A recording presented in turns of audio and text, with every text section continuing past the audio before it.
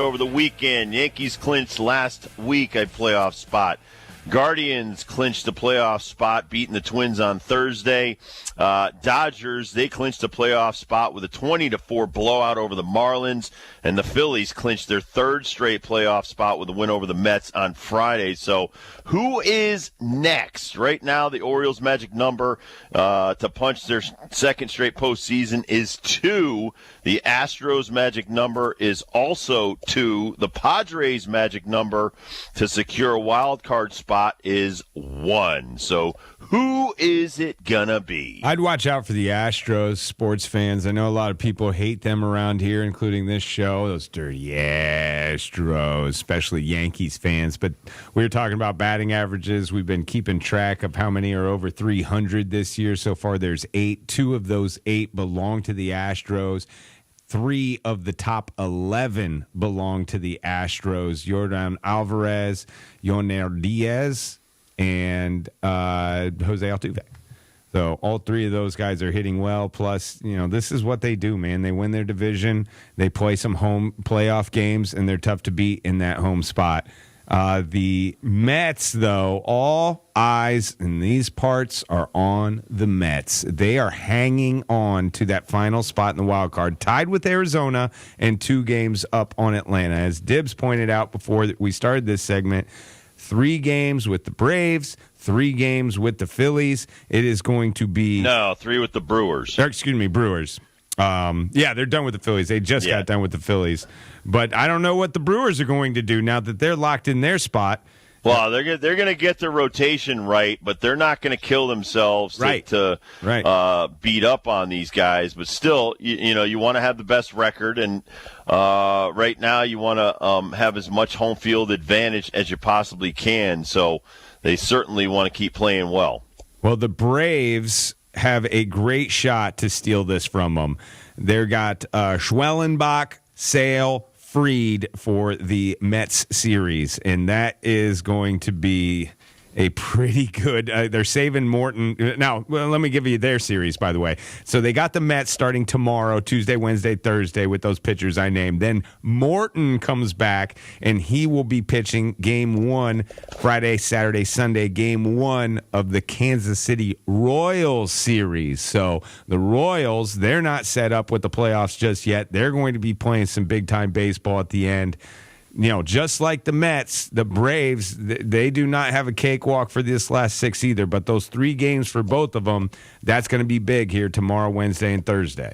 Well, and this is what Manfred wanted. And honestly, I can't blame them for giving these cities hope.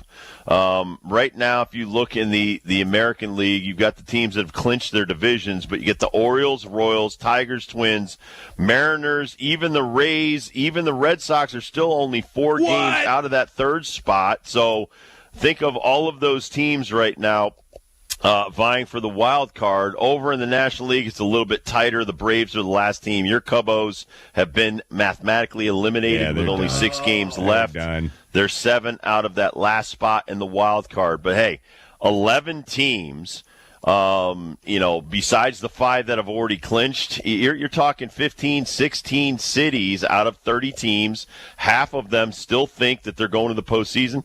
That's a tremendous win for Major League Baseball. So the wild card does win. I hated that 1 game kind of elimination deal after 162.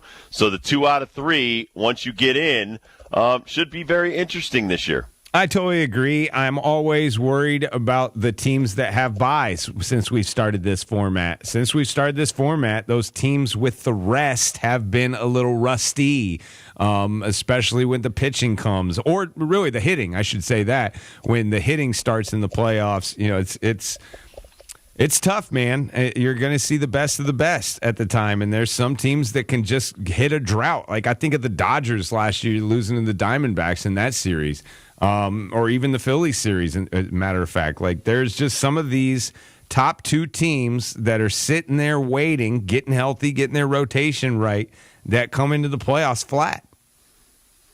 Well, Yankees can win the division with 1 win over the Orioles. Right now, it's mathematically they're 6 games up on the Orioles. If they beat them tomorrow night, it's Schmidt versus Kramer it's over for the Orioles. Then they're comfortably in the wild card. They're going to the postseason.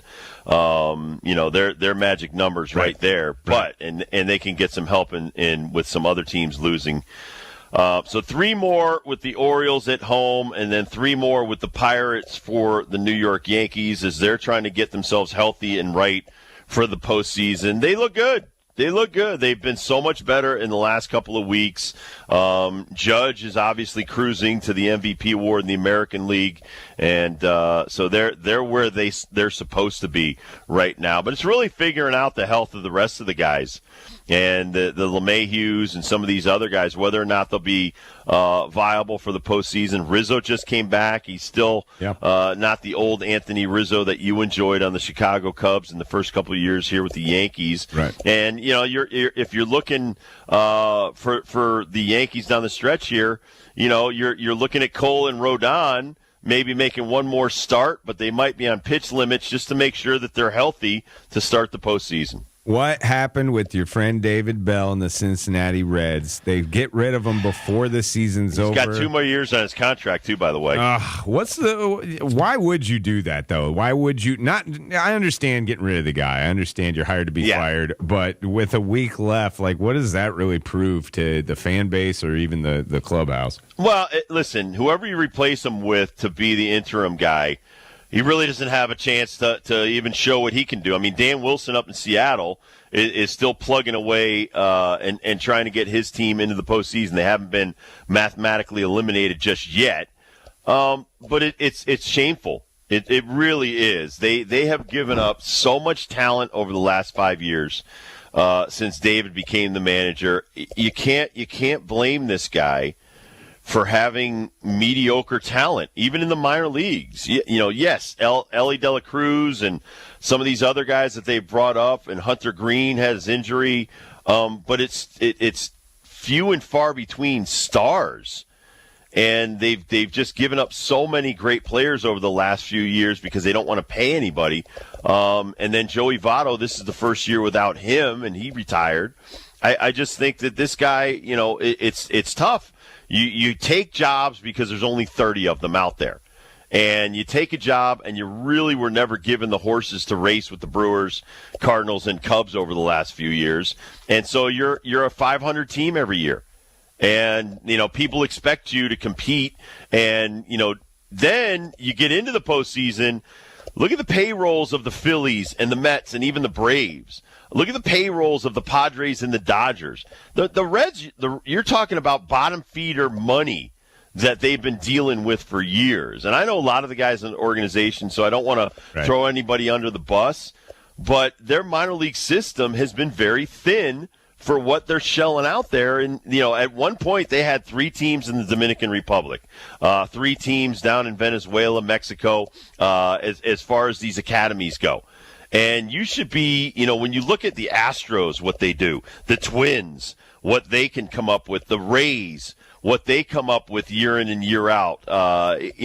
These teams that have a lot of these Hispanic players have done very well on smaller payrolls. The Reds have not. Even the Pirates have not. So I think when you're firing the guy that really doesn't control the purse strings, it's unfortunate for David Bell, and he's going to get another job. He might not be a manager for the next couple of years, but he's one of my favorite people. Great family.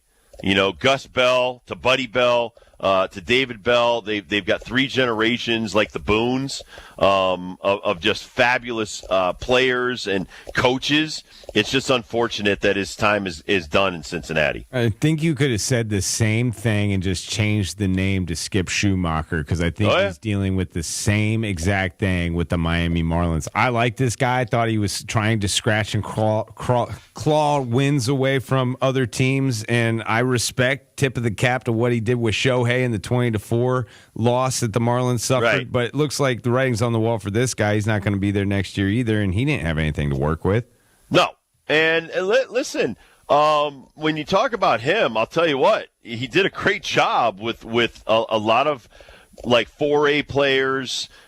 Jazz Chisholm getting sent to the Yankees to make the Yankees better and make the Marlins weaker. Some of these guys have underperformed as far as once they got paid a little bit of money. That I can't blame Schumacher. He hasn't been there long enough, and especially, listen, Derek Jeter knew the end was near for that organization a few years ago. That's why he bailed.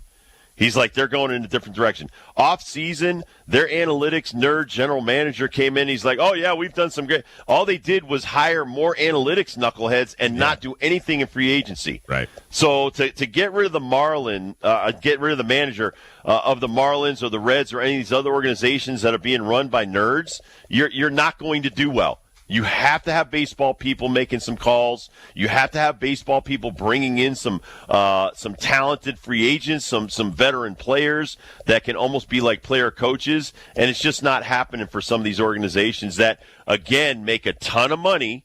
They profit from the revenue sharing. They profit from the luxury taxation stuff, and they don't throw a lot back into the organization.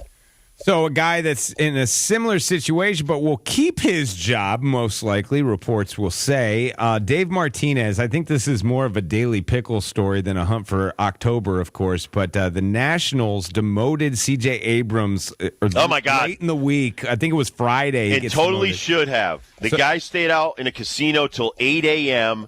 and had a day game at 1 p.m. that he was trying to get ready for in Chicago. And he went, 0 for 3 with a strikeout, but looked horrible? Yes. Yeah. Correct. He did have a walk. Yeah.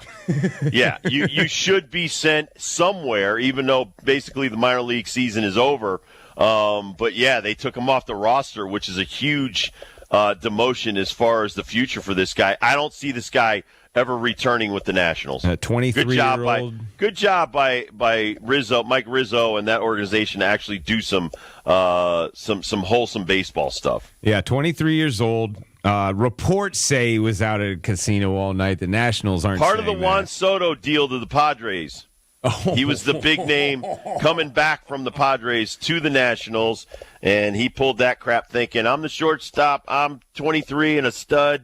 You can't get rid of me? Yeah, we can. Yeah, they just demoted him. They haven't officially gotten rid of him. They will. But we shall see what happens. Yeah, what a tool. He's a 6-tool guy. 5 on the field, 1 off the field. All right, we'll take a quick break. We'll come back. We'll do the sports menu next. This report is sponsored by